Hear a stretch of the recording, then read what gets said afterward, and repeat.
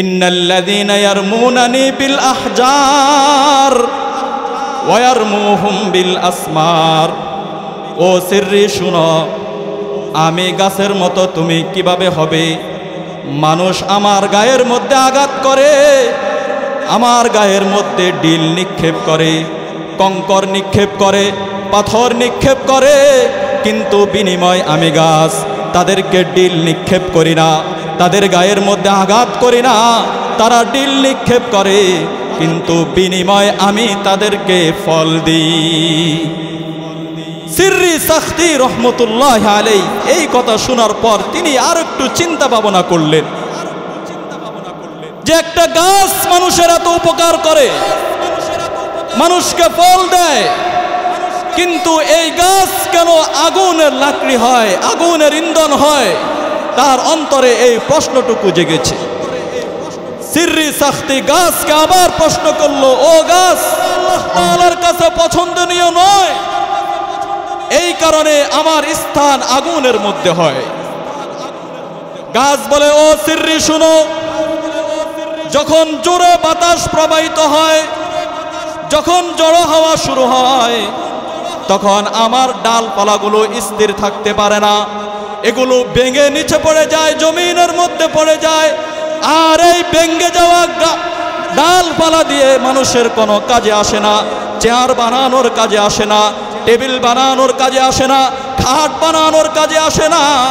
এই কারণে আমার ডালপালাগুলো মানুষ আগুনের কাজে ব্যবহার করে। আমাদেরকে এই গাছের এই ঘটনা থেকে আমাদেরকে শিক্ষা গ্রহণ করতে হবে। বর্তমান মুসলমানের ঈমান হরণ করার জন্য বিভিন্ন বাতাস বয়ে যাচ্ছে, কাদিয়ানীদের বাতাস বয়ে যাচ্ছে, ইহুদি খ্রিস্টানদের বাতাস বয়ে যাচ্ছে, হিজবুত তাওহীদের বাতাস বয়ে যাচ্ছে, আহলে হাদিস নামক আহলে খবিসদের বাতাস বয়ে যাচ্ছে। এরকম ভাবে যত মাজার পূজারী বন্ডারি আছে এগুলোর বাতাস বয়ে যাচ্ছে। এমন সময় যদি আমরা আমাদের ঈমানের উপর অটল অবিচল থাকতে না পারি, তাহলে গাছের যে অবস্থা হয়েছে, গাছের স্থান যেরকম ভাবে আগুনের মধ্যে হয়েছে, আমরা যদি ঈমানের উপরে অটল অবিচল থাকতে না পারি, তাহলে আমাদের স্থানটাও জাহান্নামের মধ্যে হবে। ঠিক না বেঠে? মুহতারম হাজিরিন, এই কারণে ঈমানের উপরে যত প্রকারে হামলা আসুক, চতুর্মুখী যতই হামলা আসুক না কেন, আমরা আমাদের ঈমানের উপরে অটল অবিচল থাকব।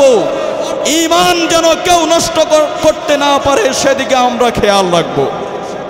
মুহতারম হাজিরিন, আজকে মুসলমানদের ঈমান বিভিন্নভাবে নষ্ট হচ্ছে, অথচ আমাদের জানা নাই। আমরা ঠিকই মনে করতেছি আমাদের ঈমান ঠিক আছে। মুসলমান মানুষকে গালি দেয়, ঈমান নষ্ট হচ্ছে, তারপরও বলে ঈমান ঠিক আছে। মুসলমান নামাজ পড়ে না, তারপরও বলে ঈমান ঠিক আছে। মুসলমান সুদ খায়, তারপরও বলে ঈমান ঠিক আছে। মুসলমান ঘুষ খায়, তারপরও বলে ঈমান ঠিক আছে। মুসলমান ওজনে কম দেয়, তারপরও বলে ঈমান ঠিক আছে। মুসলমান মিথ্যা কথা বলে, তারপরও বলে ঈমান ঠিক আছে। আল্লাহর কসম, এমন দুর্বল ঈমান নিয়ে জান্নাতে যাওয়া কখনো সম্ভব হবে না। ঠিক না বেঠিক? আর পুজ্জার যার আমলনামা তার বাম হাতে দিবে, ওই ব্যক্তি আমলনামা পাওয়ার পর আফসোস করে বলবে, হায়, আজকের এই দিনে যদি আমলনামা দেওয়া না হতো, তাহলে আমাকে এতগুলো মানুষের সামনে লজ্জিত হতো। ওই ব্যক্তি আফসোস করে বলবে, হায়, কেন আজকের এই দিনে আমলনামা দেওয়া হলো। ওই ব্যক্তি বলবে আফসোস করে, লা ইউগাদিরু সগীরাতান ওয়ালা কাবীরাতান ইল্লা আহসাহা। হায়, দুনিয়াতে আমি যা কিছু করেছি, ছোট বড় যা কিছু করেছি, সব কিছুই তো এই আমলনামার মধ্যে লিপিবদ্ধ আছে। এই আফসোস করতে থাকবে। আল্লাহ সুবহানাহু ওয়া তাআলা ফেরেশতাদেরকে আদেশ করবে, খুযুহু ফাগুল্লু সুম্মাল জাহিমা সাল্লু। ও ফেরেশতারা, এই নাফরমানের ঘাড় ধরে তার শরীরের মধ্যে চিকল লাগিয়ে তাকে টেনে টেনে জাহান্নামের দিকে নিয়ে যাবে। মুহতারম হাজিরিন, সেদিন এরকম আফসোস করেও কোনো লাভ হবে না। যত আফসোস এই দুনিয়াতেই করতে হবে। যত আফসোস এই দুনিয়াতে করে যদি আমল করতে পারি তাহলে এটাই আমাদের কাজে আসবে। কিন্তু ময়দানে মাহশারে আমল নামা হাতে পাওয়ার পর যদি আফসোস করি তাহলে ওই আফসোস কোনো কাজে আসবে না। মুহতারম হাজিরিন, মানুষ যখন মৃত্যুবরণ করে, মৃত্যুবরণ করার 3 দিন পর ওই ব্যক্তির আত্মাটা আল্লাহ তাআলার কাছে আবেদন করে, আল্লাহ আমাকে একটু দুনিয়াতে যেতে দাও, আমাকে একটু আমার পরিত্যক্ত দেহ এবং ঘর বাড়িগুলো দেখার সুযোগ দাও। তখন আল্লাহ সুবহানাহু ওয়া তাআলা ওই আত্মাকে অনুমতি দেয়, যাও তুমি তোমার পরিত্যক্ত দেহ এবং ঘর বাড়িগুলো দেখে আসো। তখন এই আত্মা আল্লাহ তাআলার কাছ থেকে অনুমতি পাওয়ার পর ওই আত্মা তার পরিত্যক্ত দেহের দিকে হাঁটতে শুরু করে, কবরের দিকে হাঁটতে শুরু করে। তখন কবরের পাশে এসে দূর থেকে দেখতে পায় তার দেহের চোখ কান নাকগুলো আস্তে আস্তে গলতে শুরু করে দিয়েছে। এই দৃশ্য দেখার পর সে চিৎকার করে কান্না করতে করতে সে আবার চলে যায় উপরে। এরপর 5 দিন পরে আবার আল্লাহ তাআলার কাছে এই আত্মা আবেদন করে, আল্লাহ আবার আমাকে একটু আমার পরিত্যক্ত দেহ এবং ঘর বাড়িগুলো দেখে আসার অনুমতি দাও। তখন আল্লাহ সুবহানাহু ওয়া তাআলা আবার তাকে অনুমতি দাও, যাও তুমি তোমার পরিত্যক্ত দেহটা দেখে আসো। এরপর সে আবার কবরের দিকে অগ্রসর হতে থাকে। দূর থেকে যখন দেখতে পায় তার দেহ রক্ত পুঁজে একাকার হয়ে গিয়েছে, তখন আত্মাটা চিৎকার করে আফসোস করে আল্লাহ তাআলাকে বলে, আফসোস করে আল্লাহ তাআলার দিকে তাকিয়ে বলে, আফসোস করে দেহের উদ্দেশ্য বলে, হায় এই দেহটাকে ভালো রাখার জন্য কতই না কিছু করেছি, এই চেহারা ভালো রাখার জন্য ক্রিম মেখেছি, এই চেহারা ভালো রাখার জন্য ফেস ওয়াশ ব্যবহার করেছি, এই দেহ ভালো রাখার জন্য কতই না কিছু করেছি, কিন্তু আজকের এই দেহটাকে পোকা মাকড় খেয়ে ছিন্ন বিচ্ছিন্ন করে দিয়েছে। এই কথা বলে বলে আত্মাটা আফসোস করে আর চিৎকার করে করে বলে, হায় এই দেহের জন্য কতই না কিছু করেছি। মুহতারাম হাজিরিন, আমাদের এই দেহের জন্য আমাদের কত মায়া, কত দয়া, যে এই দেহটা কিভাবে ফিট রাখা যায়। আমরা জিমে যাই, জিম করি, শক্তি কিভাবে বাড়ানো যায় সেই জন্য ভালো ভালো খাবার খাই।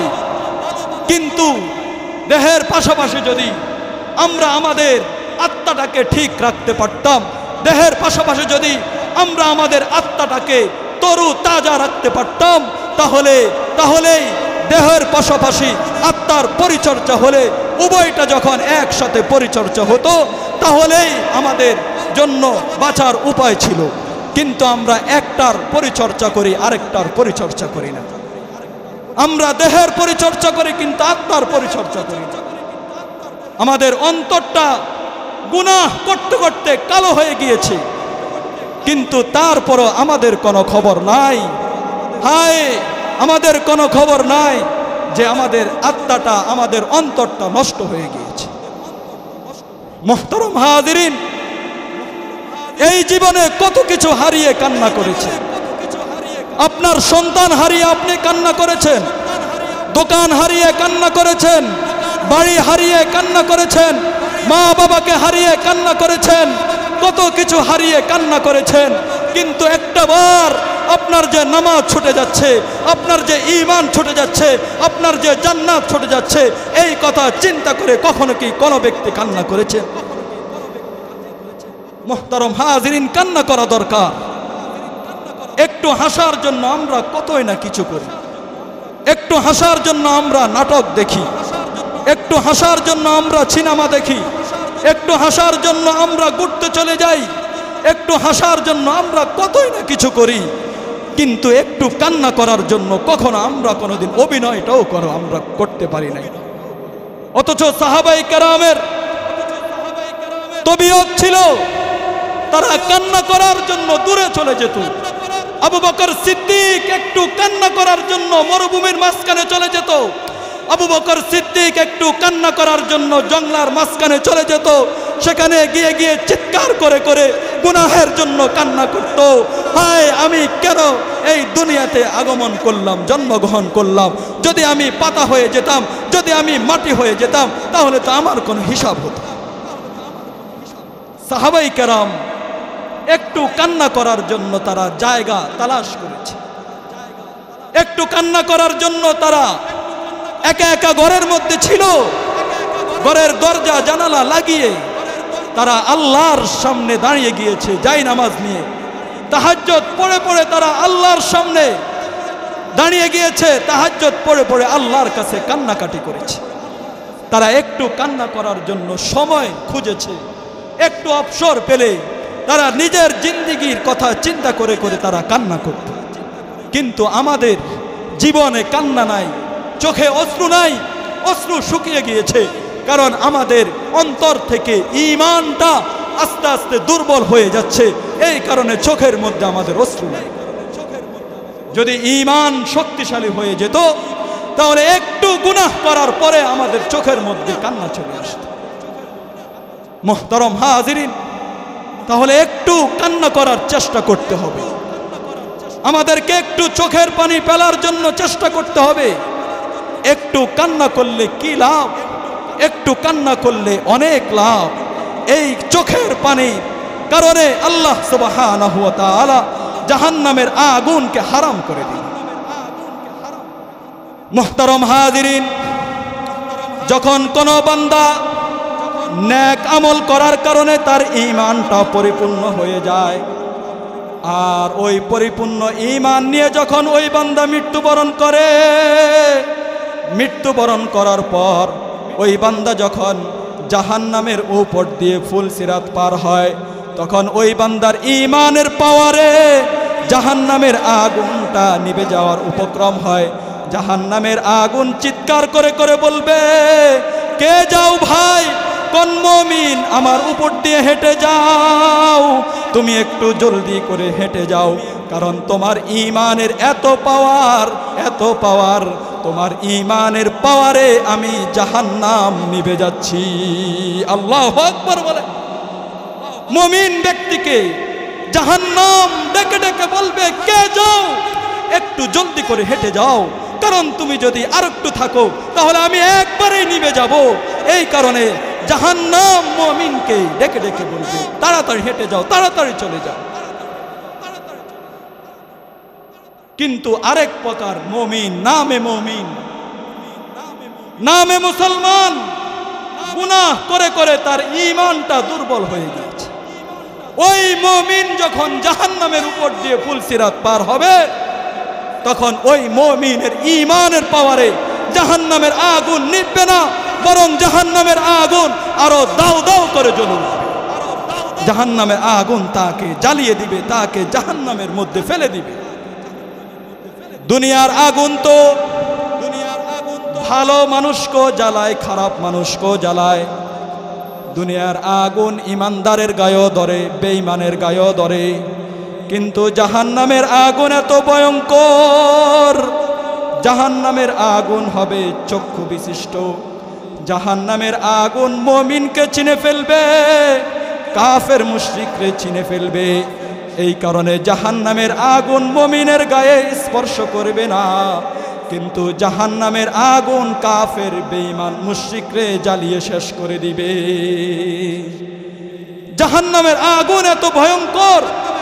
দুনিয়ার আগুন এবং জাহান্নামের আগুনের মধ্যে পার্থক্য হলো, দুনিয়ার আগুন যা কিছু পায় সব কিছু জ্বালিয়ে দেয়, কিন্তু জাহান্নামের আগুন সব কিছু জ্বালাবে না।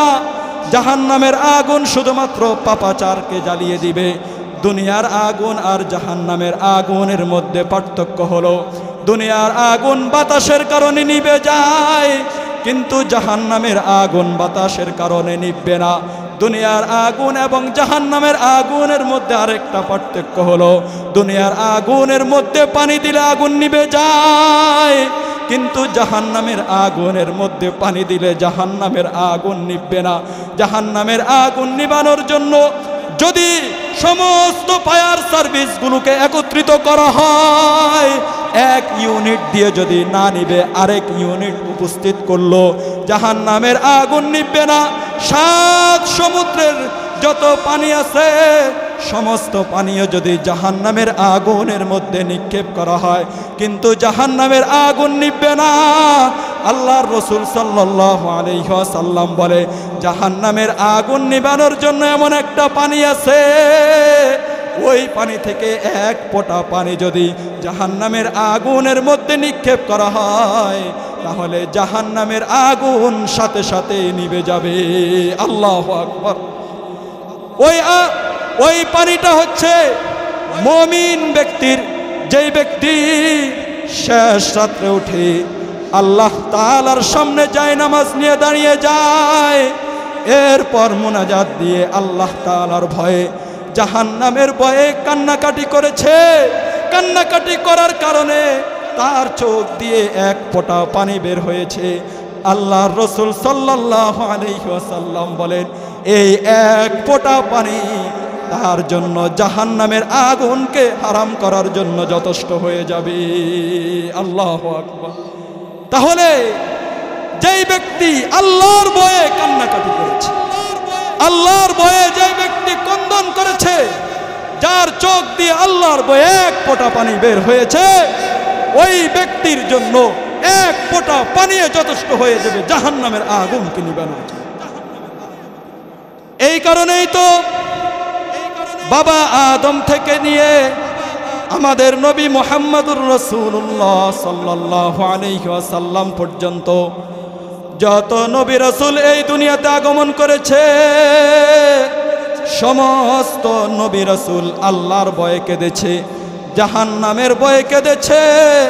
আবু বকর কেঁদেছে, ওমর কেঁদেছে, ওসমান কেঁদেছে, আলী কেঁদেছে, ফখরুদ্দিন রাজি কেঁদেছে, হাসান বসরি কেঁদেছে, রাবিয়া বসরি কেঁদেছে, মুফতি আমিনী কেঁদেছে, শাইখুল হাদিস আল্লামা আজিজুল হক কেঁদেছে, আহমদ শফি কেঁদেছে, জুনাইদ বাবনগরী কেঁদেছে। মোট কথা যুগে যুগে যত ওলি গাউস, যোগ শ্রেষ্ঠ যত আলেম, যোগ শ্রেষ্ঠ যত ওলি, তারা সকলে জাহান্নামের ভয়ে, আল্লাহর ভয়ে তারা শেষ রাত্রে যায় নামাজে বসে বসে তারা ক্রন্দন করেছে। মুফতি আমিনী রহমতুল্লাহ আলাইহি কান্নার আওয়াজে ছাত্রদের ঘুম ভেঙে যেত। তিনি এমন ভাবে কান্না করতেন, হায় চিৎকার করে করে তিনি কান্না করতেন। আমরা তো কোরআন তেলাওয়াত করি না, কিন্তু মুফতি আমিনী রহমতুল্লাহ আলাইহি তিনি কোরআন তেলাওয়াত সর্বদাই করতেন, সব সময় করতেন। আমরা তো কোরআন তেলাওয়াত করার জন্য রেহাল ব্যবহার করি কিংবা টুল ব্যবহার করি, কিন্তু মুফতি আমিনী রেহাল কিংবা টুল ব্যবহার করতেন না। তিনি কোরআনটাকে হাতে নিয়ে নিয়ে ঝুঁকে ঝুঁকে, বাচ্চা পোলাপান যেরকম ভাবে ঝুঁকে ঝুঁকে কোরআন তেলাওয়াত করত, মুফতি আমিনী রাহমাতুল্লাহ আলাইহি এইভাবে ঝুঁকে ঝুঁকে কোরআন তেলাওয়াত। যার কারণেই তো তিনি বসা ছিলেন লালবাগে, কিন্তু গোটা বাংলাদেশ তিনি শাসন করেছেন, গোটা বাংলাদেশ তাকে ভয় পেত।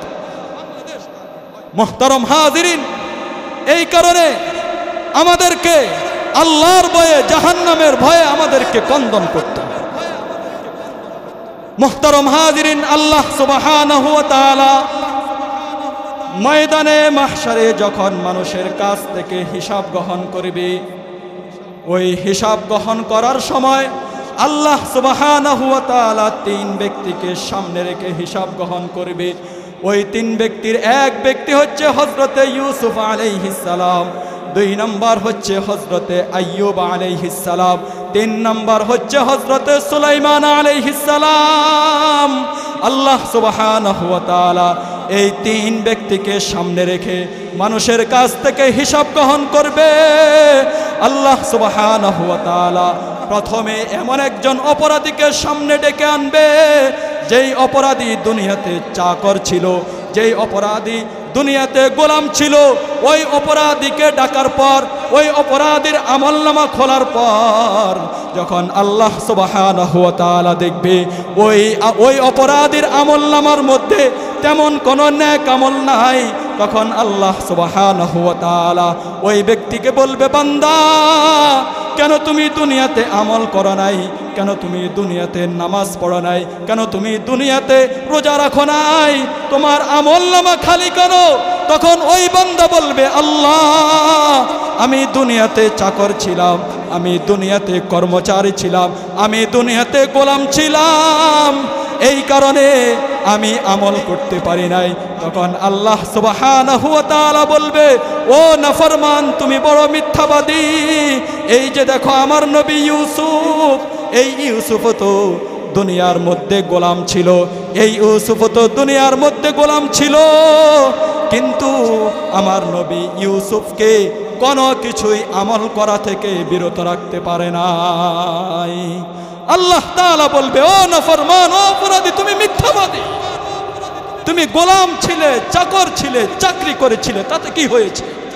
তুমি তো চাকরি করেছো তোমার পেটের জন্য, তুমি তো চাকরি করেছো তোমার ফ্যামিলি ভালো রাখার জন্য, তাতে কি হয়েছে? আমল কেন করা নাই? আমলের হিসাব দাও। তখন আল্লাহ তাআলা বলবে, এই নাফরমান মিথ্যাবাদী, তাকে জাহান্নামের মধ্যে নিক্ষেপ করো। 2 নম্বরে আল্লাহ সুবহানাহু ওয়া তাআলা আরেকজন অপরাধীকে তার সামনে ডেকে আনবে, আনার পরে অপরাধের আমলনামা খুলবে। আমলনামা খোলার পর আল্লাহ সুবহানাহু ওয়া তাআলা দেখবে ওই ব্যক্তির আমলনামার মধ্যে তেমন কোনো নেক আমল নাই। তখন আল্লাহ সুবহানাহু ওয়া তাআলা বলবে, ও নাফরমান তোমার আমলনামা খোলা কেন? তুমি দুনিয়াতে আমল করো নাই কেন?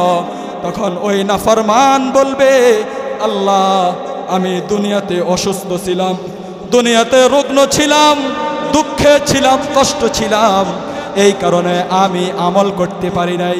আল্লাহ সুবহানাহু ওয়া তাআলা হযরতে আইয়ুব আলাইহিস সালামকে দেখিয়ে বলবে, ও নাফরমান দেখো আমার নবী আইয়ুব, আমি তাকে কত বড় রোগ দিয়েছি, সে কত কষ্ট সহ্য করেছে, তারপরও এই রোগ এই কষ্ট তাকে আমি আল্লাহর ইবাদত করার থেকে 1 মিনিটের জন্য গাফেল করতে পারে নাই।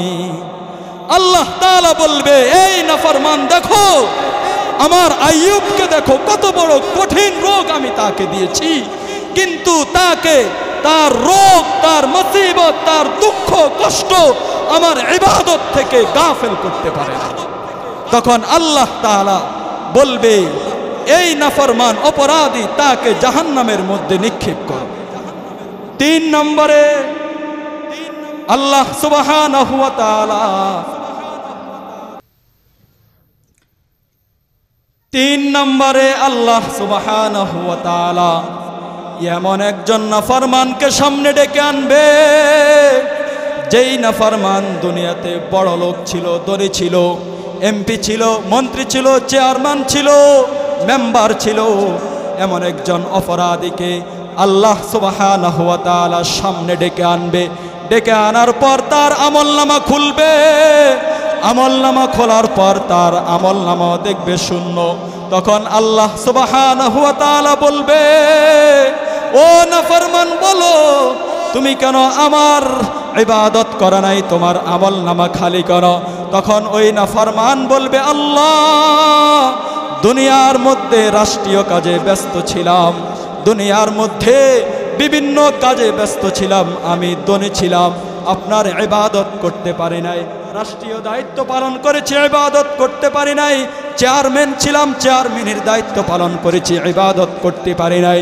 তখন আল্লাহ সুবহানাহু ওয়া তাআলা হযরতে সুলাইমান আলাইহিস সালামকে দেখিয়ে বলবে, ও নাফরমান দেখো আমার নবী সুলাইমান, আমি তাকে গোটা দুনিয়ার রাজত্ব দান করেছি, গোটা দুনিয়ার ক্ষমতা দান করেছি, সে গোটা দুনিয়াটাকে শাসন করেছে, গোটা দুনিয়া তার কথা মতে চলেছে, কিন্তু তাকে আমি আল্লাহর ইবাদত থেকে কোনো কিছুই গাফেল করতে পারে নাই। আল্লাহ তাআলা সুলাইমান আলাইহিস সালামকে দেখিয়ে বলবে, দেখো আমার নবী সুলাইমান, আমি তাকে রাজত্ব দান করেছি, কিন্তু এই রাজত্ব তাকে ইবাদত থেকে দূরে সরাইতে পারে নাই। তাহলে তুমি কেন রাজত্ব পাওয়ার পরে তুমি আমি আল্লাহকে ভুলে গিয়েছো। আল্লাহ সুবহানাহু ওয়া তাআলা বলবে এই নাফরমানকে জাহান্নামের মধ্যে নিক্ষেপ করো। মুহতারাম হাজিরিন, তাহলে কোনো উজরেই আল্লাহ তাআলার কাছে কাজে আসবে না।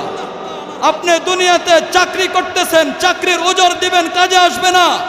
দুনিয়াতে অসুস্থ ছিলেন, অসুস্থতার উজর দেখাবেন, কাজে আসবে না। দুনিয়াতে এমপি মন্ত্রী যাই কিছু ছিলেন না কেন, এগুলোর উজর দেখাবেন, কোনো কাজে আসবে না। আল্লাহ সুবহানাহু ওয়া তাআলা বলতেছিলাম, দুনিয়ার যত উজর আপত্তি যা কিছু আছে এগুলো আল্লাহ সুবহানাহু ওয়া তাআলার কাছে কোনো কাজে আসবে না। আল্লাহ সুবহানাহু ওয়া তাআলার কাছে কাজে আসবে ঈমান এবং আমল। ঈমান এবং আমল নিয়ে যদি মৃত্যুবরণ করতে পারি তাহলে এটাই আমাদের জন্য যথেষ্ট হবে। এই কারণে আল্লাহ সুবহানাহু ওয়া তাআলা বলেছে, ইয়া আইয়ুহাল্লাযীনা আমানুত্তাকুল্লাহা হাক্কা তুকাতিহি ওয়া লা তামুতুন্না ইল্লা ওয়া আনতুম মুসলিমুন। আমাদের সামনে ওয়ালা তামুতুন্না ইল্লা ওয়া আনতুম মুসলিমুন হচ্ছে এমন নয়, বরং বিশ্বব্যাপী এই চক্রান্ত হচ্ছে।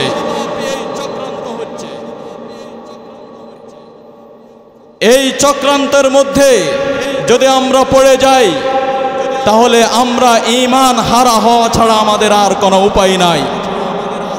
এই কারণে আমি একজন মুসলমান হিসাবে, আমি একজন ঈমানদার হিসাবে আমার সর্বপ্রথম স্লোগান হওয়া দরকার, ঈমান বাঁচাও, কালিমা বাঁচাও, কোরআন বাঁচাও। এই স্লোগান ছাড়া ভিন্ন কোনো স্লোগান হতে পারে না। মুহতারাম হাজিরিন, ঈমানের উপরে হামলা হচ্ছে। কিভাবে ঈমান নামক মহাদৌলত মানুষের অন্তর থেকে বের করা যায় সেই চক্রান্ত চলছে। হযরতে জুনায়েদ বাগদাদী রহমতুল্লাহ আলাইহির মামা সিররি সাখতি রহমতুল্লাহ আলাইহি, তিনি সফরে বের হয়েছেন, কোথাও যাচ্ছেন। সফর করতে করতে তিনি ক্লান্ত হয়ে গিয়েছেন। তিনি একটি গাছের নিচে আশ্রয় গ্রহণ করেছেন। তিনি সেখানে বিশ্রাম নিয়েছেন। বিশ্রাম নিতে নিতে ঘুমিয়ে পড়েছে। ঘুম থেকে জাগ্রত হওয়ার পর আচমকা তিনি একটি আওয়াজ শুনতে পান। আওয়াজ আসতেছে, ইয়া সিররি কুন মিসলি, হে সিররি তুমি আমার মতো হয়ে যাও। হযরতে সিররি সাখতি ঘুম ভাঙার পর এই আওয়াজ শোনার পর তিনি অবাক হয়ে গেলেন। এই আওয়াজ কোথায় থেকে এসেছে? তিনি অনেকক্ষণ চুপ হয়ে দাঁড়িয়ে থাকার পর তিনি বুঝতে পারলেন এখানে কোনো মানুষ নাই, কোনো জায়গা থেকে এই আওয়াজ আসতে পারে না, এই আওয়াজ গাছ থেকে এসেছে। তিনি এই কথা চিন্তা করে গাছকে আবার উল্টা প্রশ্ন করলেন, কাইফা আকুনু মিসলাকা, ও গাছ আমি তোমার মতো কিভাবে হব? তখন গাছ সিররি সাখতিকে উত্তর দেয়, ইন্নাল্লাযীনা ইয়ারমুনানি বিল আহজার ওয়া ইয়ারমুহুম বিল আসমার। ও সিররি শুনো, আমি গাছের মতো তুমি কিভাবে হবে? মানুষ আমার গায়ের মধ্যে আঘাত করে, আমার গায়ের মধ্যে ডিল নিক্ষেপ করে, কঙ্কর নিক্ষেপ করে, পাথর নিক্ষেপ করে, কিন্তু বিনিময় আমি গাছ তাদেরকে ডিল নিক্ষেপ করি না, তাদের গায়ের মধ্যে আঘাত করি না। তারা ডিল নিক্ষেপ করে কিন্তু বিনিময় আমি তাদেরকে ফল দিই। সিররি সাখতি রহমতুল্লাহ আলাইহি এই কথা শোনার পর তিনি আর একটু চিন্তা ভাবনা করলেন যে একটা গাছ মানুষের এত উপকার করে, মানুষকে ফল দেয়, কিন্তু এই গাছ কেন আগুনের লাকড়ি হয়, আগুনের ইন্ধন হয়? তার অন্তরে এই প্রশ্নটুকু জেগেছে। সিররি সাখতি গাছকে আবার প্রশ্ন করলো, ও গাছ, আল্লাহ তাআলার কাছে পছন্দনীয় নয়, এই কারণে আমার স্থান আগুনের মধ্যে হয়। গাছ বলে, ও সিররি শুনো, যখন জোরে বাতাস প্রবাহিত হয়, যখন ঝড়ো হাওয়া শুরু হয়, তখন আমার ডালপালাগুলো স্থির থাকতে পারে না, এগুলো ভেঙে নিচে পড়ে যায়, জমিনের মধ্যে পড়ে যায়। আর এই ভেঙে যাওয়া ডালপালা দিয়ে মানুষের কোনো কাজে আসে না, চেয়ার বানানোর কাজে আসে না, টেবিল বানানোর কাজে আসে না, খাট বানানোর কাজে আসে না। এই কারণে আমার ডালপালাগুলো মানুষ আগুনের কাজে ব্যবহার করে। আমাদেরকে এই গাছের এই ঘটনা থেকে আমাদেরকে শিক্ষা গ্রহণ করতে হবে। বর্তমান মুসলমানের ঈমান হরণ করার জন্য বিভিন্ন বাতাস বয়ে যাচ্ছে, কাদিয়ানীদের বাতাস বয়ে যাচ্ছে, ইহুদি খ্রিস্টানদের বাতাস বয়ে যাচ্ছে, হিজবুত তাওহীদের বাতাস বয়ে যাচ্ছে, আহলে হাদিস নামক আহলে খবিসদের বাতাস বয়ে যাচ্ছে। এরকম ভাবে যত মাজার পূজারী বন্ডারি আছে এগুলোর বাতাস বয়ে যাচ্ছে। এমন সময় যদি আমরা আমাদের ঈমানের উপর অটল অবিচল থাকতে না পারি, তাহলে গাছের যে অবস্থা হয়েছে, গাছের স্থান যেরকম ভাবে আগুনের মধ্যে হয়েছে, আমরা যদি ঈমানের উপরে অটল অবিচল থাকতে না পারি, তাহলে আমাদের স্থানটাও জাহান্নামের মধ্যে হবে। ঠিক না বেঠে? মুহতারাম হাজিরিন, এই কারণে ঈমানের উপরে যত প্রকারে হামলা আসুক, চতুর্মুখী যতই হামলা আসুক না কেন, আমরা আমাদের ঈমানের উপরে অটল অবিচল থাকব। ঈমান যেন কেউ নষ্ট করতে না পারে সেদিকে আমরা খেয়াল রাখব। মুহতারাম হাজিরিন, আজকে মুসলমানদের ঈমান বিভিন্নভাবে নষ্ট হচ্ছে, অথচ আমাদের জানা নাই। আমরা ঠিকই মনে করতেছি আমাদের ঈমান ঠিক আছে। মুসলমান মানুষকে গালি দেয়, ঈমান নষ্ট হচ্ছে, তারপরও বলে ঈমান ঠিক আছে। মুসলমান নামাজ পড়ে না, তারপরও বলে ঈমান ঠিক আছে। মুসলমান সুদ খায়, তারপরও বলে ঈমান ঠিক আছে। মুসলমান ঘুষ খায়, তারপরও বলে ঈমান ঠিক আছে। মুসলমান ওজনে কম দেয়, তারপরও বলে ঈমান ঠিক আছে। মুসলমান মিথ্যা কথা বলে, তারপরও বলে ঈমান ঠিক আছে। আল্লাহর কসম, এমন দুর্বল ঈমান নিয়ে জান্নাতে যাওয়া কখনো সম্ভব হবে না। ঠিক না বেঠিক? মুহতারাম হাজিরিন, ঈমান হতে হবে মজবুত। আমিনু কামা আমানান নাস, ঈমান হতে হবে সাহাবায়ে কেরামের ঈমান যেরকম ছিল, আমাদের ঈমান যদি ওরকম হয়, ওই মাপকাঠিতে পড়ে, তাহলেই বোঝা যাবে সত্যিকার অর্থে আমরা ঈমানদার। নচেত ঈমানদার দাবি করার কোনো সুযোগ নাই। মুহতারাম হাজিরিন, এই কারণে ঈমান হচ্ছে ইম্পর্টেন্ট বিষয়, ঈমান হচ্ছে মূল বিষয়। রূহ ছাড়া যেমনই ভাবে আমাদের এই 3.5 হাত দেহের কোনো মূল্য নাই, ঠিক তেমনি ভাবে ঈমান ছাড়া যদি কেউ আমল করে তাহলে তার আমলের কোনো মূল্য নাই।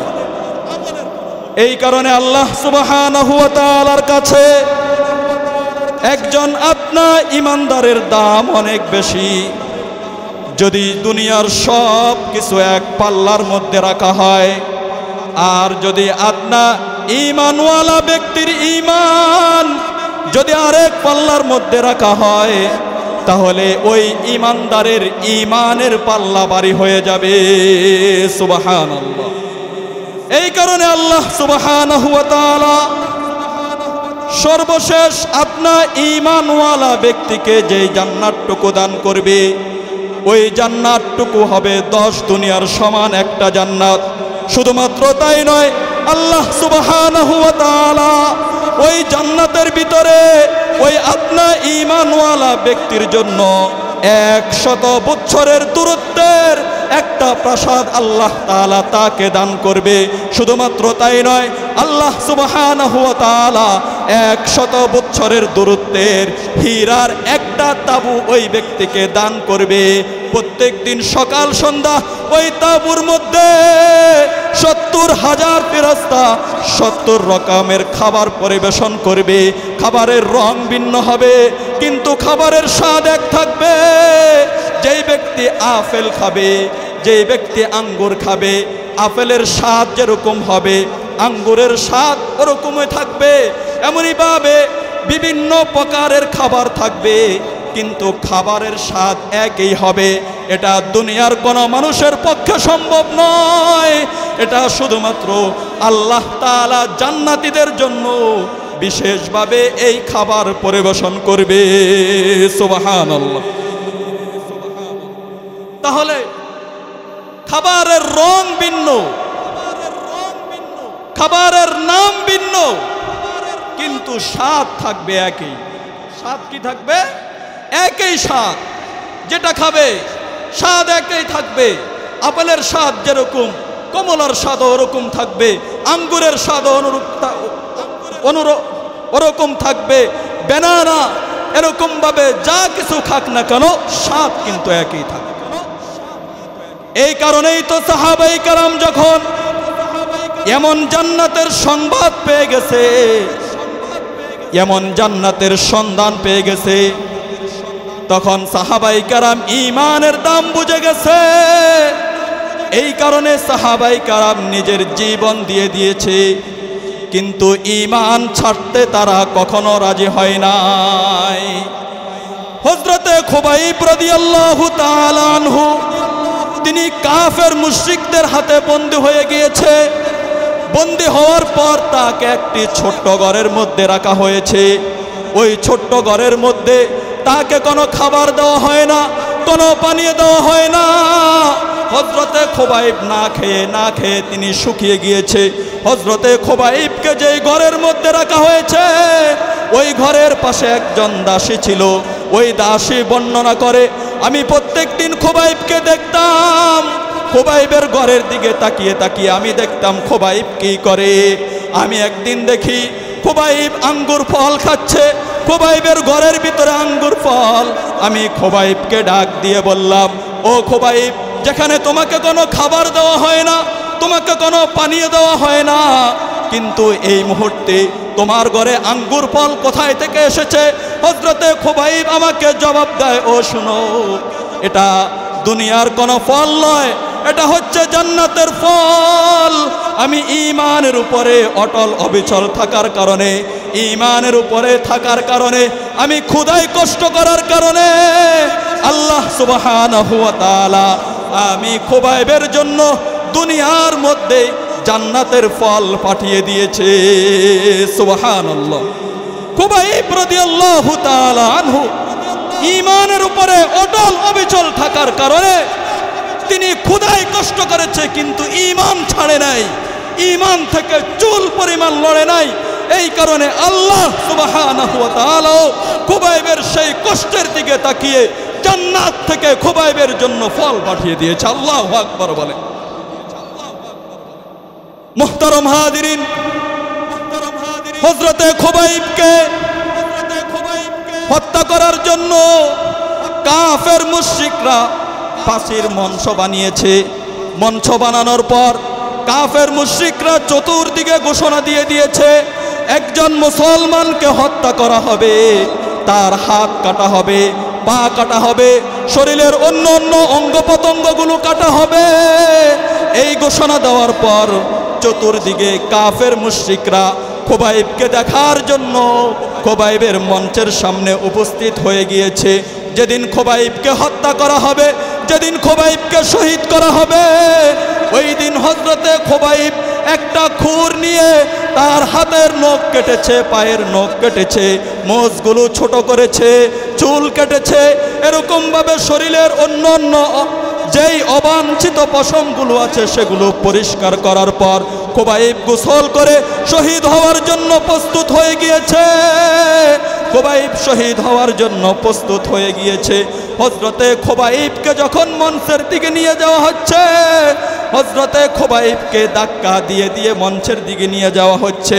হযরতে খুবাইবকে মঞ্চে তোলার পর হযরতে খুবাইব কাফের মুশরিকদেরকে বলল, আমাকে 2 রাকাত নামাজ পড়ার সুযোগ দাও। তাকে 2 রাকাত নামাজ পড়ার সুযোগ দেওয়া হলো।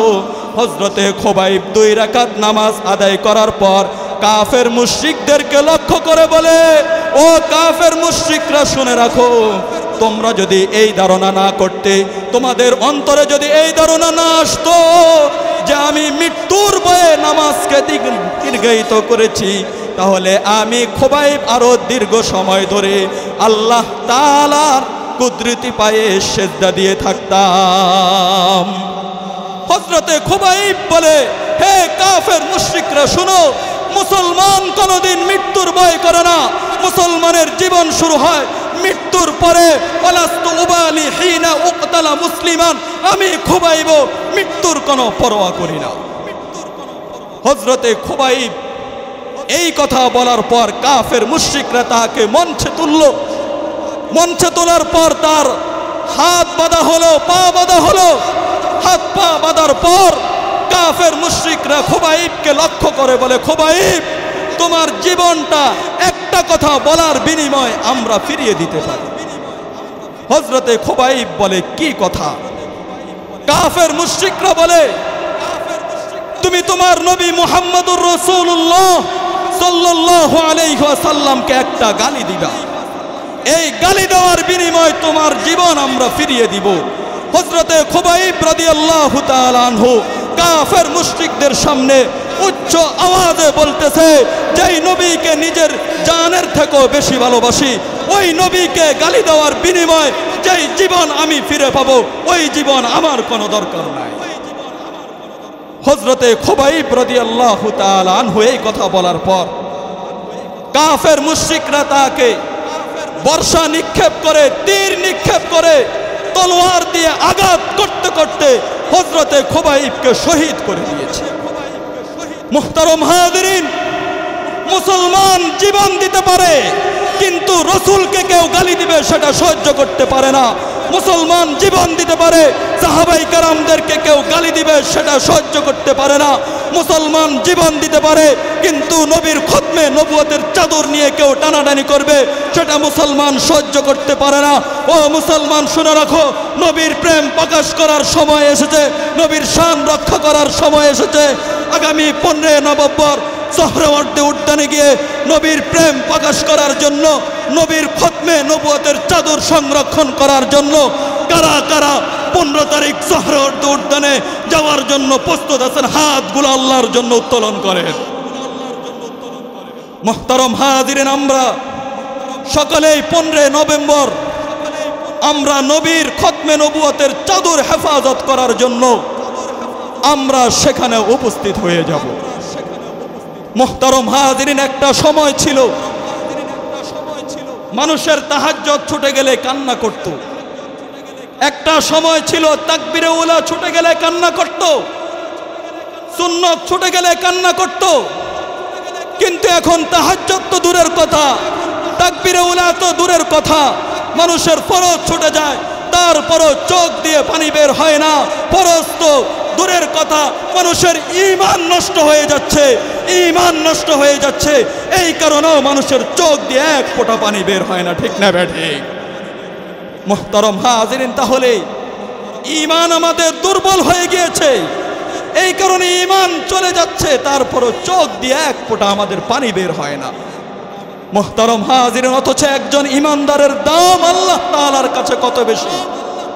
আল্লাহর রাসূল সাল্লাল্লাহু আলাইহি ওয়াসাল্লাম হাদিসের মধ্যে বলে, লা তাকুমুস সাআ হাত্তা ইউকালু আল্লাহ আল্লাহ। যতক্ষণ পর্যন্ত দুনিয়ার মধ্যে আল্লাহ আল্লাহ বলনেওয়ালা একজন লোক থাকবে, ততক্ষণ পর্যন্ত এই দুনিয়া ধ্বংস হবে না, কিয়ামত সংঘটিত হবে না। তাহলে বোঝা গেল, মুমিন হচ্ছে দুনিয়ার রূহ, মুমিন হচ্ছে আসমানের রূহ, মুমিন হচ্ছে জমিনের রূহ। পাহাড় পর্বত যা কিছু এই দুনিয়াতে আছে সব কিছুর রূহ হচ্ছে মুমিন। মুমিন যেদিন থাকবে না, তাহলে এই দুনিয়া থাকবে না। যেমনি ভাবে দেহের ভিতরে রূহ না থাকলে দেহের কোনো মূল্য নাই, মুমিন না থাকলে এই দুনিয়ার কোনো মূল্য নাই। সাথে সাথে আল্লাহ সুবহানাহু ওয়া তাআলা কিয়ামত সংঘটিত করে দিবেন। তাহলে মুমিন ব্যক্তির দাম আল্লাহ তাআলার কাছে অনেক বেশি। অথচ আমরা মুমিন দাবি করি, ঈমানদার দাবি করি, আমরা মুসলমান দাবি করি নিজেকে, কিন্তু আমরা তো এত দামি, আমরা সেই দাম ভুলে গিয়েছি। মুহতারম হাজিরিন, মানুষের দেহটা দুইটা জিনিসের সমন্বয়ে গঠিত। মানুষ দুইটা জিনিসের সমন্বয়ে গঠিত। একটা হচ্ছে দেহ, যেটা আমরা চোখে দেখি, আর একটা হচ্ছে আত্মা, রূহ, যেটা আমরা চোখে দেখি না, কিন্তু অস্বীকার করার কোনো সুযোগ নাই। দুনিয়ার মধ্যে যত আপদ বিপদ যা কিছু আসে সব কিছু এই দেহের উপরে আসে। দুঃখ কষ্ট মুসিবত যদি শরীরের মধ্যে আঘাত করে, ব্যথা লাগে শরীরে, তাহলে দুনিয়ার মধ্যে যা কিছু হয় দুঃখ কষ্ট সব কিছু শরীরের উপরে আসে। আর আখেরাতে যা কিছু হবে, বরজাখ কবর জীবনে যা কিছু হবে, সেগুলো সব কিছু সংগঠিত হবে আত্মার উপরে। কিন্তু দেহ আত্মার প্রভাবে প্রভাবান্বিত হয়ে দেহ সেগুলো ভোগ করবে, কিন্তু মূল যে শাস্তি সেটা আত্মার উপরে আসবে। তাহলে দুইটা জিনিসের সমন্বয় মানুষ, একটা হচ্ছে দেহ আর একটা হচ্ছে রূহ, আত্মা। মানুষের যেই মরণটা আসবে সেটাও মানুষের দেহের উপরে আসবে। আত্মার মৃত্যু হবে না, দেহের মৃত্যু হয়ে যাবে। তাহলে মৃত্যু সকলের কাছে আসবে। দুনিয়াতে যা কিছু মুসিবত কষ্ট যা কিছু আছে সব কিছু দেহের উপরে আসবে, আর আখেরাতে যা কিছু হবে সব কিছুই রূহের উপরে আসবে। মুহতারম হাজিরিন, এই কারণে মৃত্যু অস্বীকার করার কোনো সুযোগ নাই। মৃত্যু সকলের কাছেই উপস্থিত হয়ে যাবে। সময় হবে তো আজরাইল উপস্থিত হয়ে যাবে। যখন কোন মানুষের মৃত্যুর সময় গনিয়ে আসে, আর ওই ব্যক্তি যদি নেককার হয়, মুমিন হয়, তাহলে আল্লাহ সুবহানাহু ওয়া তাআলা ওই ব্যক্তির মৃত্যুর সময় আজরাইলকে তার নিকট পাঠানোর আগে আল্লাহ সুবহানাহু ওয়া তাআলা ওই ব্যক্তির কাছে রহমতের একটা ফেরেশতাদের দল পাঠিয়ে দেয়। আল্লাহু আকবার। নেককার হলে রহমতের ফেরেশতাদের একটা দল ওই ব্যক্তির কাছে পাঠিয়ে দেয়। ওই ফেরেশতাদের দল জান্নাত থেকে রেশমি কাপড় এবং সুগন্ধি নিয়ে ওই নেককার ব্যক্তির সামনে উপস্থিত হয়ে যায়। এরপর আজরাইল ওই নেককার ব্যক্তির মাথার উপরে এসে বসে যায়। এরপর আজরাইল ওই ব্যক্তির আত্মাকে লক্ষ্য করে বলে, ইয়া আইয়াতুহান নাফসুল মুতমাইন্নাহ, ও প্রশান্তময় আত্মা, তুমি আল্লাহর রহমত এবং সন্তুষ্টির দিকে তুমি বেরিয়ে আসো। এরপর আত্মাটা ওই ব্যক্তির দেহ থেকে বের হয়ে আসে। বলা হয় বড়া কলসি থেকে পানি বের হতে যেমন ভাবে কোনো কষ্ট হয় না, নেককার বান্দার দেহ থেকে এরকম ভাবে আত্মা বের হতে ওই নেককার বান্দার কোনো কষ্ট হবে না। এরপরে আজরাইল তার রূহটা কবজ করার পর ওই ফেরেশতাদের দলের মধ্যে দলের হাতে দিয়ে দেয়। তখন তারা এই নেককার ব্যক্তির আত্মাটা নিয়ে তারা আসমানের দিকে হাঁটতে শুরু করে, উর্দু আসমানে চলে যায়। যখন তারা আসমানের দিকে হাঁটতে শুরু করে, যখন তারা প্রথম আসমানে চলে যায়, প্রথম আসমানের দরজা বন্ধ থাকে। তখন তারা বলে, আমরা একজন নেককার বান্দার আত্মা নিয়ে এসেছি, তোমরা আমাদের জন্য দরজা খুলে দাও। তখন ওই প্রথম আসমানের দায়িত্বে থাকা ফেরেশতারা তারা এই নেককার ব্যক্তির আত্মাটাকে আসমানে নিয়ে যাওয়ার জন্য, উপরে নিয়ে যাওয়ার জন্য তারা তার জন্য প্রথম আসমানের দরজা খুলে দেয়। এইভাবে তারা দ্বিতীয় আসমানে চলে যায়, দ্বিতীয় আসমান থেকে তৃতীয় আসমানে চলে যায়, দ্বিতীয় আসমান থেকে চতুর্থ আসমানে চলে যায়, চতুর্থ আসমান থেকে পঞ্চম আসমানে চলে যায়, পঞ্চম আসমান থেকে ষষ্ঠ আসমানে চলে যায়, ষষ্ঠ আসমান থেকে সপ্তম আসমানে চলে যায়। এইভাবে যখন সপ্তম আসমানের উপরে উঠে যায়, তখন আল্লাহ সুবহানাহু ওয়া তাআলা ওই ফেরেশতাদেরকে বলে, তোমরা এই নেককার বান্দার আত্মাটা ইল্লিয়িন নামক স্থানের মধ্যে তার নামটা তোমরা লিখে দাও। আল্লাহু আকবার। ইল্লিয়িন হচ্ছে এমন একটা স্থান যেই স্থানের মধ্যে সমস্ত নেককার ব্যক্তির আত্মাগুলো উপস্থিত করা হয়। এরপর ওই ব্যক্তির দুনিয়াতে থাকা তার যে দেহ সেটা যখন কবরস্থ করা হয়, কবরস্থ করার পর তখন ওই ব্যক্তির আত্মাটা আবার তার দেহের ভিতরে ঢুকিয়ে দেওয়া হয়।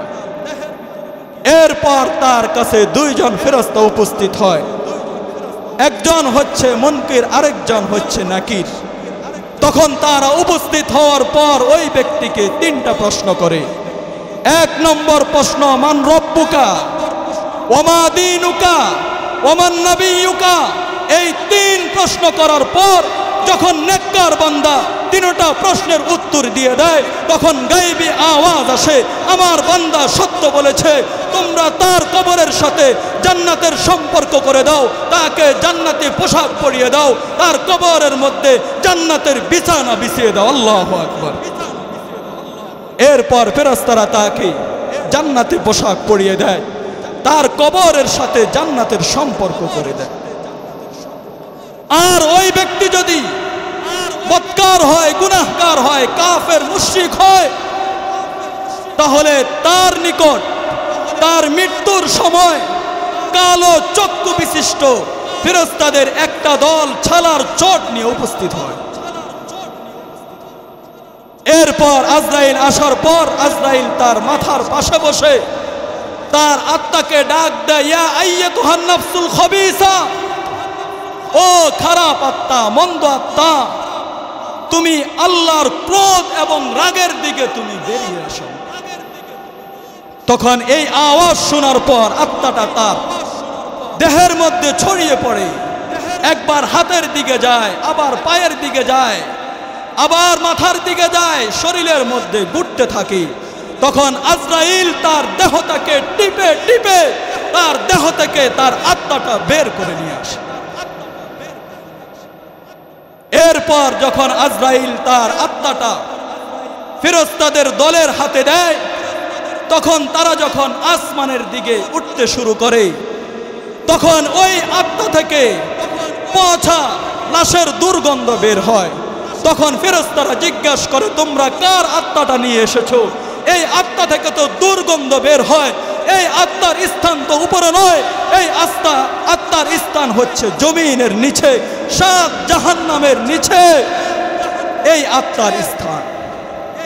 এই আত্মার স্থান হচ্ছে সিজ্জিন নামক স্থানে।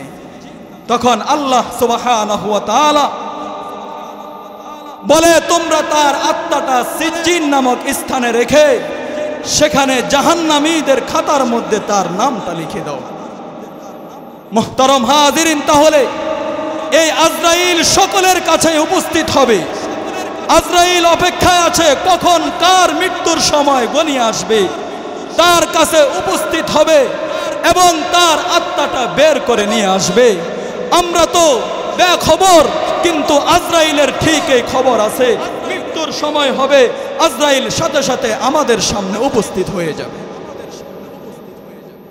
আমরা তো বেখবর, মসজিদের সেই খাটিয়াটা আমাদের অপেক্ষায় আছে, কিন্তু আমরা দুনিয়া নিয়ে ব্যস্ত। আমরা মসজিদের সাথে কোনো সম্পর্ক নাই, আমরা মসজিদে নামাজ পড়তে আসি না, কিন্তু আপনার আমার মৃত্যু হয়ে গেলে মসজিদের সেই খাটিয়া আমাদের ঘরের সামনে উপস্থিত হয়ে যাবে। মুহতারাম হাজিরিন, আমরা একজনের সাথে দেখা হলে কি বলবো সেই চিন্তা আমরা করি, বন্ধুর সাথে প্রথম দেখা হলে কি বলবো সেই চিন্তা আমরা করি, নেতার সাথে প্রথম দেখা হলে কি বলবো সেই চিন্তা আমরা করি। কিন্তু আমাদের কবরের প্রথম রাত কেমন হবে, প্রথম যে দুইজন ফেরেশতার সাথে আমাদের সাক্ষাৎ হবে, সেই ফেরেশতার সাথে আমরা কি কথোপকথন করব সেটা নিয়ে আমাদের কোনো চিন্তা নাই। আমরা আমাদের ঘরের ভিতরে আলো জ্বালানোর জন্য আমরা ব্যস্ত, আলো ছাড়া থাকতে পারি না, নরম বিছানা ছাড়া ঘুমাইতে পারি না। কিন্তু কবরের মধ্যে আমার আলো জ্বলবে কিনা, বিছানার ব্যবস্থা হবে কিনা, সঙ্গীর ব্যবস্থা হবে কিনা, একা একা ঘরের মধ্যে আমরা ঘুমাইতে পারি না, আমাদের ভয় লাগে, সঙ্গী লাগে, এই কারণে সঙ্গী ছাড়া আমরা ঘুমাইতে পারি না। কিন্তু কবরের ভিতরে সঙ্গী ছাড়া একা একা আমরা কিভাবে থাকবো সেই চিন্তাটুকু আমরা কখনো করি নাই। মসজিদের ওই পালকিখানা আসবে সবার দ্বারে সবার জানা। মসজিদের ওই পালকিখানা আসবে সবার দ্বারে সবার জানা। বড়ই পাতার গরম পানি শেষ গোসল দিবে সব জানা। গোসল শেষে সাদা কাপনে চির বিদায় দিবে হে মনা। মৃত্যু যন্ত্রণা কত কঠিন সইতে আমি পারিব না। কবরে আযাব কত কঠিন সইতে আমি পারিব না। ও গো দয়াময় হে রহিম, চাই যে শুধুই তোমার করুণা। কবরে আযাব কত কঠিন সইতে আমি পারিব না। মৃত্যু যন্ত্রণা কত কঠিন সইতে আমি পারিব না। ও গো দয়াময় হে রহিম, চাই যে শুধুই তোমার করুণা। কবরে আযাব কত কঠিন সইতে আমি পারিব না। ঠিক না বে ঠিক? কারো কি সাধ্য আছে এই কবরের আযাব সহ্য করার? এক মিনিট যদি আল্লাহ সুবহানাহু ওয়া তাআলা কাউকে শাস্তি দেয়, এক মিনিটের শাস্তি সহ্য করার ক্ষমতা কারো নাই, কোনো বান্দার নাই। মুহতারাম হাজিরিন, এই কারণে কবরের প্রথম রাত আমাদের কেমন হবে সেটা নিয়ে একটু আমাদের চিন্তা করা দরকার। কবরের যন্ত্রণা কত কঠিন হবে সেটা নিয়ে আমাদের একটু চিন্তা করা দরকার। কিন্তু আমরা সেই চিন্তা না করে আমরা দুনিয়া নিয়ে ব্যস্ত, দুনিয়ার চিন্তা নিয়ে ব্যস্ত, অন্যান্য চিন্তার মধ্যে আমরা ডুবে আছি।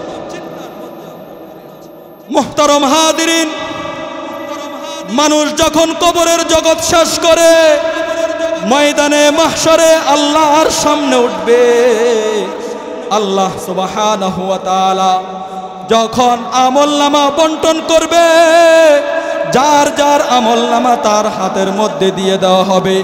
যেই ব্যক্তি নেককার তার আমলনামা তার ডান হাতের মধ্যে দিয়ে দেওয়া হবে। ওই ব্যক্তি তার আমলনামা পাওয়ার পর ওই ব্যক্তি আল্লাহ তাআলার শুকরিয়া আদায় করবে। ওই ব্যক্তি বলবে আলহামদুলিল্লাহ, সমস্ত প্রশংসা আল্লাহ তাআলার জন্য। আল্লাহ সুবহানাহু ওয়া তাআলা আমাকে ডান হাতে আমলনামা দান করেছে। ওই ব্যক্তি খুশিতে আরেকজনকে বলবে, ও ভাই তুমি একটু আমার আমলনামাটা দেখো। দেখো না ভাই, আমার আমলনামাটা একটু দেখো। আমি দুনিয়াতে যা কিছু করেছি সব কিছু এই আমলনামার মধ্যে লেখা আছে। আমি দুনিয়াতে নামাজ আদায় করেছি, নামাজের কথাই আমলনামার মধ্যে লেখা আছে। আমি দুনিয়াতে রোজা রেখেছি, রোজার কথাই আমলনামার মধ্যে লেখা আছে। আমি দুনিয়াতে দান সদকা করেছি, হজ করেছি, আমি যা যা কিছু করেছি সব কিছু এই আমলনামার মধ্যে লেখা আছে। ও ভাই, আমি জানতাম আজকের এই দিনে আল্লাহ সুবহানাহু ওয়া তাআলার সামনে আমাকে দাঁড়াইতে হবে। এই কারণে আমি দুনিয়াতে খোদাই কষ্ট করেছি, কিন্তু আমি সুদ খাই নাই, দুনিয়াতে খোদাই কষ্ট করেছি। আমি ঘুষ খাই নাই, দুনিয়াতে খোদাই কষ্ট করেছি। আরেকজনের পকেটের টাকা আমি মেরে খাই নাই, দুনিয়াতে খোদাই কষ্ট করেছি। আরেকজনকে আমি কষ্ট দিই নাই। আমি দুনিয়াতে পুরাতন জামা পরিধান করেছি, কিন্তু আরেকজনের পকেট থেকে আমি টাকা নেই নাই। আমি দুনিয়াতে কষ্ট করে করে যখন আমি মৃত্যুবরণ করেছি, আল্লাহ সুবহানাহু ওয়া তাআলা আজকের এই দিনে আমার উপরে সন্তুষ্ট হয়ে আল্লাহ তাআলা আমার ডান হাতে আমলনামা দান করে আল্লাহ তাআলা আমাকে জান্নাতের মেহমান বানিয়ে নিয়েছে। আল্লাহু আকবার।